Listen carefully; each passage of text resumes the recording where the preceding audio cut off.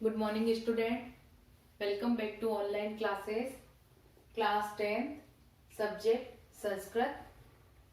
बच्चों, संस्कृत में हम दसम पाठ सुभाषित रत्नानी पढ़ रहे थे, जिसमें अब तक हमने 3 श्लोक पढ़ लिए थे। पहला श्लोक हमने क्या पढ़ा था कि पृथ्वी तीनि रत्नानि जलमन्नम सुभाषितम मूढ़े पाषाण खंडेशु रत्न संज्ञा विधीयते, यानी कि इस पृथ्वी पर 3 ही रत्न है, जल, अन्न और सुभाषित यानी कि अच्छे वचन। लेकिन कुछ मूर्खों द्वारा पत्थर के टुकड़ों को यानी कि हीरे आदि को रत्नों की संज्ञा दे दी गई है। ठीक है।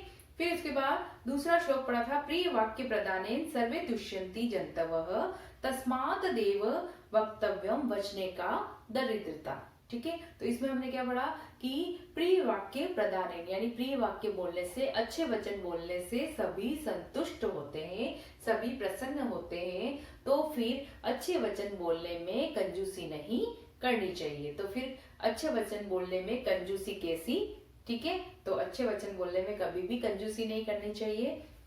फिर है गुणे गौरवा मायाति नोचे आसन मा स्थितः प्रासाद शिखर स्थो अपि काको न गरुड़ा यते। ठीक है। इसमें हमने क्या पढ़ा कि व्यक्ति अपने गुणों से ही ऊंचा उठता है, बड़प्पन को प्राप्त होता है और प्रशंसा प्राप्त करता है, न कि ऊंचे स्थान पर या ऊंचे आसन पर बैठने से।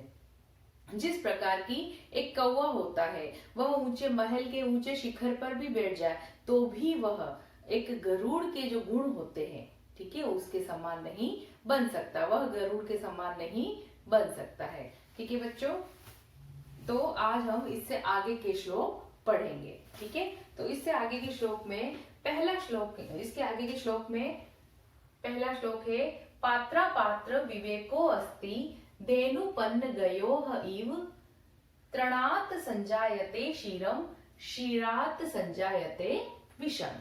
ठीक है। इस श्लोक में बताया गया है कि पात्र अपात्र, ठीक है, पात्र और अपात्र, अच्छे पात्र और बुरे पात्र, सुपात्र कुपात्र। अगर हमें अच्छे और बुरे पात्र का अंतर समझना है, ठीक है, तो हमें गाय और सांप के अंतर को समझना पड़ेगा। ठीक है। एक गाय में और सांप में क्या अंतर है, वही एक अच्छे पात्र व बुरे पात्र में अंतर होता है। ठीक है। जिस प्रकार की धेनुपन्नो गव इव, जो धेनु होती है, जो गाय होती है, वह तृणात् संजायते क्षीरम, तृण कहते हैं घास को। ठीक है ना। एक गाय जो होती है वो घास खाकर भी क्षीरम यानी दूध प्रदान करती है, परंतु एक सांप जो होता है, ठीक है, एक सांप क्या करता है, क्षीरात् संजायते विषम, वह क्षीरात् संजायते यानी कि दूध पीकर भी विष ही प्रदान करता है।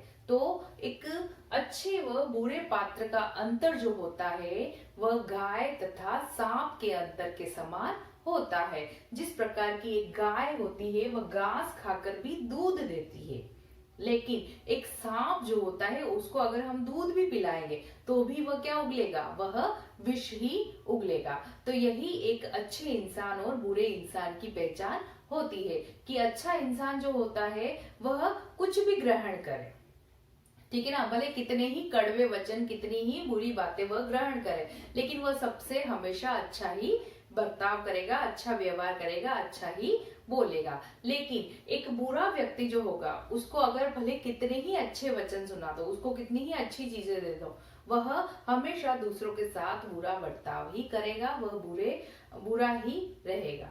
ठीक है। फिर इसके बाद अगला श्लोक है यथा खनन खन्नित्रेण नरो वार्यधि गच्छति तथा गुरु गताम विद्याम शुश्रूषु रधि गच्छति। ठीक है।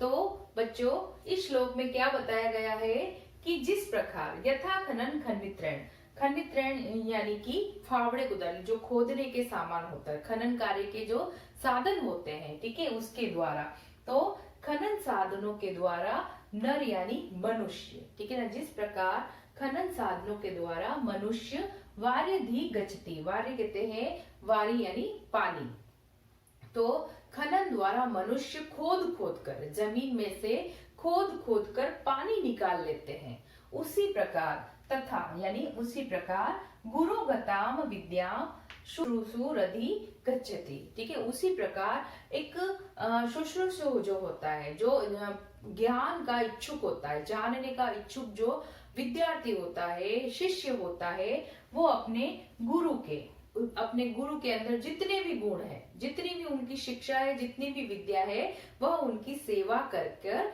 प्राप्त कर लेता है। ठीक है, तो इस श्लोक में क्या बताया कि जिस प्रकार मनुष्य फावड़े से जमीन के अंदर खोद खोद कर पानी निकाल लेते हैं, उसी प्रकार एक जिज्ञासु शिष्य जो होता है वह अपने गुरु की सेवा करके, ठीक है, गुरु की सेवा करके और उनका जो विद्या है, उनके जो गुण है, वह अपने में समाहित कर लेता है, लेता है।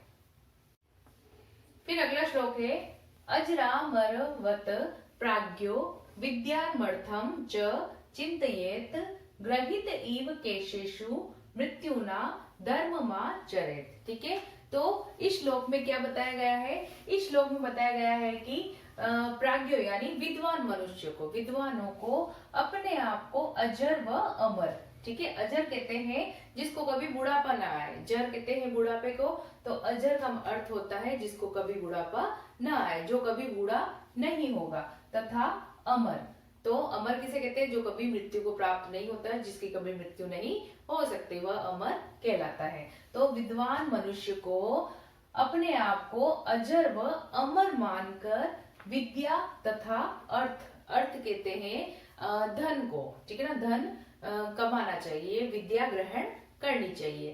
तो जो विद्वान मनुष्य है उनको अपने आप को अजर व अमर मानकर विद्या ग्रहण करनी चाहिए, वह धन कमाना चाहिए। लेकिन ग्रहित इव केशेषु मृत्युना धर्ममाचरेत्, लेकिन धर्म का आचरण करने के लिए, ठीक है, धर्म का आचरण करने के लिए उन्हें यह सोचना चाहिए कि मृत्यु ने हमारे केश पकड़े हुए, यानी कि मृत्यु हमारे सिर पर मंडरा रही है, मृत्यु कभी भी आ सकती है, यह सोचकर हमें धर्म का आचरण करना चाहिए। ठीक है ना, तो हम जब हम विद्या ग्रहण करते हैं या धन कमाते हैं, धन ग्रहण करते हैं, तो हमें क्या सोचना चाहिए? मैं कभी बूढ़ा नहीं होऊंगा और कभी मरूंगा नहीं, अमर रहूंगा, तो यह सोचकर तो हमें विद्या ग्रहण करनी चाहिए, ठीक है, और धन कमाना चाहिए। लेकिन धर्म का आचरण करते समय हमें हमेशा ये याद रखना चाहिए कि मृत्यु कभी भी आ सकती है, ठीक है,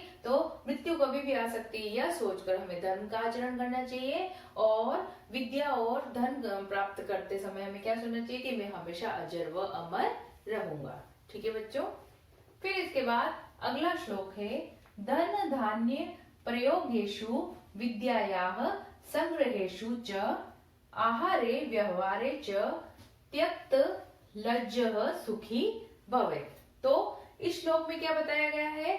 इस श्लोक में बताया गया है कि धन धान्य यानी लेन देन का कार्य, ठीक है ना, जो धन से संबंधित है, तो लेन देन का कार्य करते समय विद्या या संग्रह शेषु, यानी कि विद्या का संग्रह करते समय, तो लेन देन का कार्य करते समय, लेन देन का व्यवहार करते समय, विद्या के संग्रह के समय, जब हम विद्या ग्रहण कर रहे होते हैं, ठीक है ना, तो उस समय, और आहारे व्यवहारे, ठीक है, जब भोजन कर रहे होते हैं उस समय हमें लज्जा छोड़ देनी चाहिए। तो लेन देन के मामलों में, विद्या ग्रहण करते समय और भोजन करते समय जो लज्जा त्याग देता है, जो शर्म को छोड़ देता है, वही सुखी रहता है।